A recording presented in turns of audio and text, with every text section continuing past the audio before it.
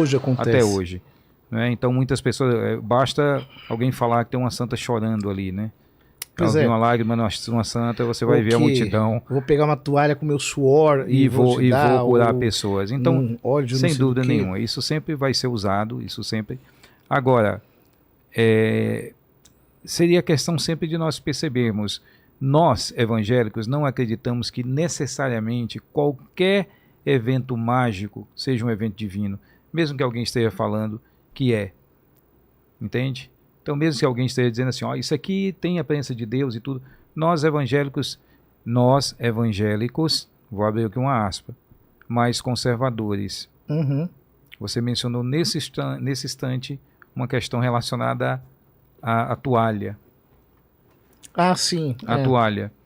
Então nós temos muitos abusos hoje em muitas igrejas, e igrejas, padre, que nós combatemos. Eu sei.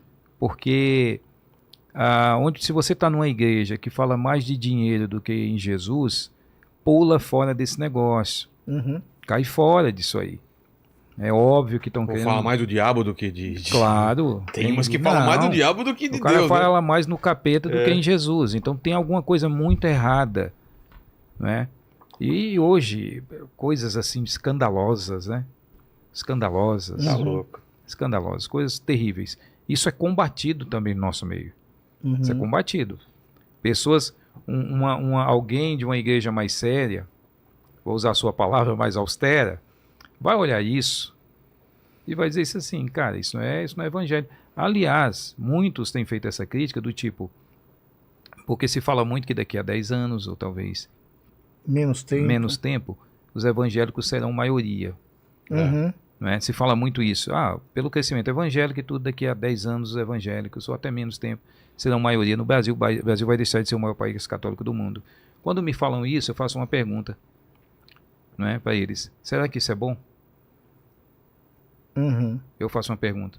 E quando eu faço essa pergunta, padre, não é que eu concorde com o catolicismo. Assim. Entende? Eu entendo perfeitamente não é o que eu senhor tá concordo dizendo. com o catolicismo, como nós estamos conversando aqui há muito tempo. Mas o meu problema é se esse tipo de evangelicalismo aí que está sendo dado, altamente mágico, né? Absurdos. Emocional. Olha, você está me ouvindo aí? Quantos anos você tem? Vai um pix aí da sua idade aí que Deus vai te dar uma bênção. Nossa. Pessoal, sendo dado, altamente mágico, né? Absurdos. Emocional. Olha, você está me ouvindo aí? Quantos anos você tem? Vai um pix aí da sua idade aí que Deus vai te dar uma bênção. Nossa. Pessoal, isso não é aceito. Essa questão de abertura de igrejas, sem nenhuma orientação, sem nada. Pessoa que chega em casa, brigou com o pastor, ele chega em casa, olha assim, põe a mão na cabeça e diz, eu me consagro pastor agora em nome de Jesus. E aí sai dizendo que é pastor, abre uma igrejinha na casa dele, pega umas cadeiras, põe ali na área. Nós somos altamente contra isso. Totalmente contrários.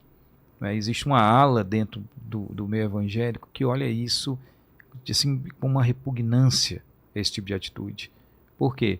Porque nós não enxergamos que esse tipo de evangelho, suposto evangelho, que está crescendo no Brasil e que pode amanhã se tornar essa maioria, que esse tipo é o tipo de evangelho que nós vemos no evangelho, que fala do evangelho de piedade, de amor, de caridade, de perdão, aonde eu não olho para o dinheiro como o centro da minha existência, eu não olho as coisas materiais como objetivo último da minha vida.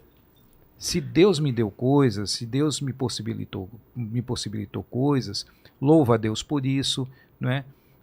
Sigo a minha fé, vendo aquilo como algo que Deus me deu, com uma finalidade de honrá-lo, de engrandecer o nome dele na vida de outras pessoas, não é? Através da minha vida. É isso. Agora, o senhor dizia assim, que para vocês, nem todo fenômeno, digamos assim, mágico ou sobrenatural, digamos assim, seria divino.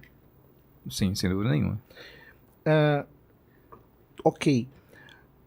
Para nós também, o diabo é sobrenatural. Ele pode produzir coisas. Agora, a coisa interessante é o nexo que existe entre esses fenômenos.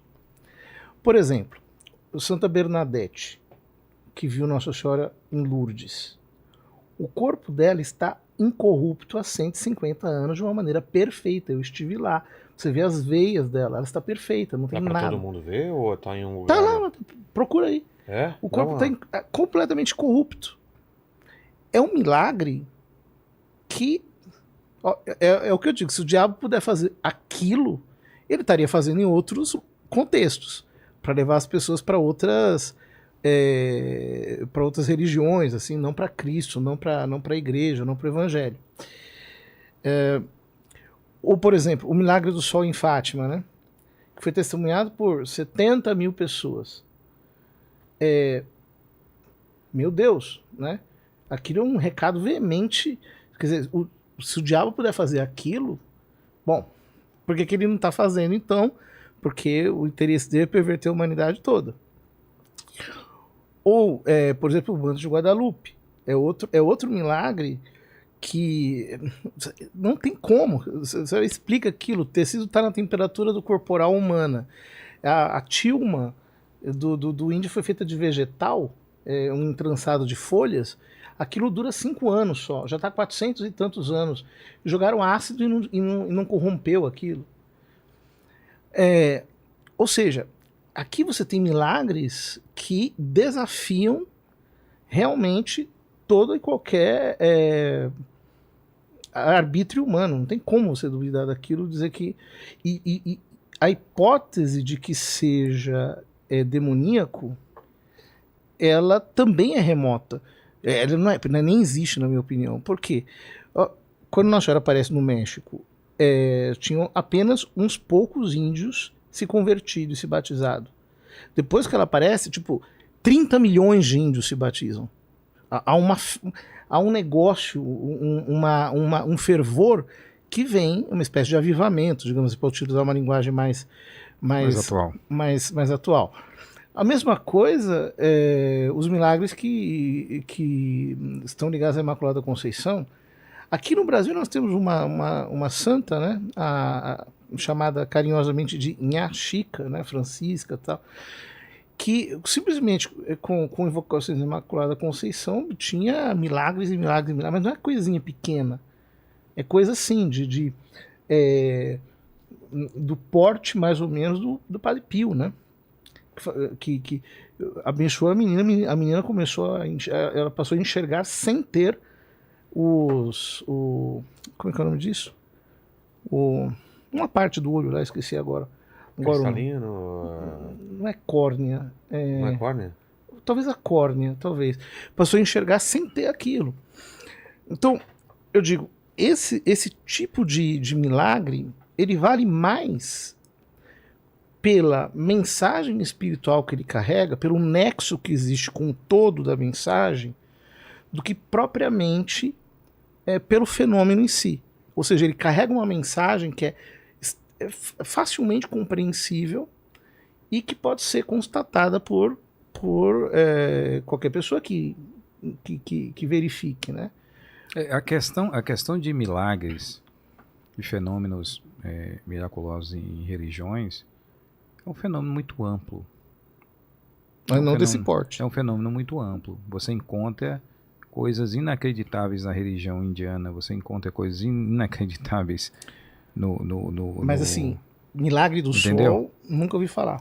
Então, isso aí eu precisaria conhecer melhor essa história, né? Conhecer melhor essa história.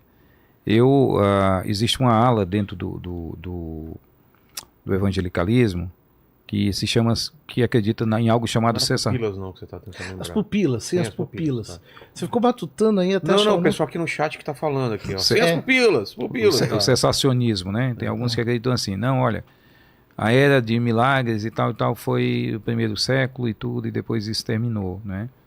Então, eu não acredito assim, eu acredito numa continuidade, que é possível. De ações de Deus e tudo. Mas como questão, eu teria algumas dificuldades se eu não fizesse primeiro uma análise de cada um desses casos, um estudo, uma leitura de cada um deles, né? Levando em conta que nós acreditamos também que o fenômeno de milagres, de ações sobrenaturais no mundo natural são possíveis. São possíveis de lados. Né? Eu não acredito, por exemplo, na igreja evangélica tem muitos casos de milagres, de orações, de imposição de mãos, de milagres reais. Não aquele cara que está nessas igrejas aí, o cara paga alguém para simular. Sim. Não, estamos falando de milagres... Curas, né? Curas reais, né?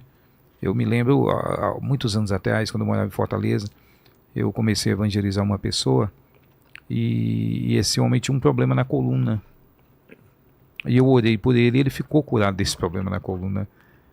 E foi interessante isso, porque ele um dia chegou para mim e tal, ele tinha uma dificuldade, ele disse, olha, eu já fui ao médico e tal. A gente começou ali a falar do evangelho para ele, ele disse, ore por mim. E aí nós nos reunimos ali, oramos por ele. E depois ele falou, olha, nunca mais senti o problema, a dificuldade que eu tinha em caminhar. Então assim, sempre, não importa o que ocorra, né? Tem que ser sempre analisado e avaliado o que isso dignifica a Deus de fato, o que isso glorifica ao nome de Deus, né? Porque a gente tem que tomar muito cuidado, porque às vezes as pessoas, elas sempre, é a questão da idolatria que nós estamos falando há pouco tempo, elas sempre têm a tendência de olhar determinadas coisas, né, olhar o mundo e tentar interpretar esse mundo a partir de contatos, confundir o Criador com a criatura, né, e depois honrar algumas coisas de uma forma que, em hipótese alguma, Deus quer ser honrado.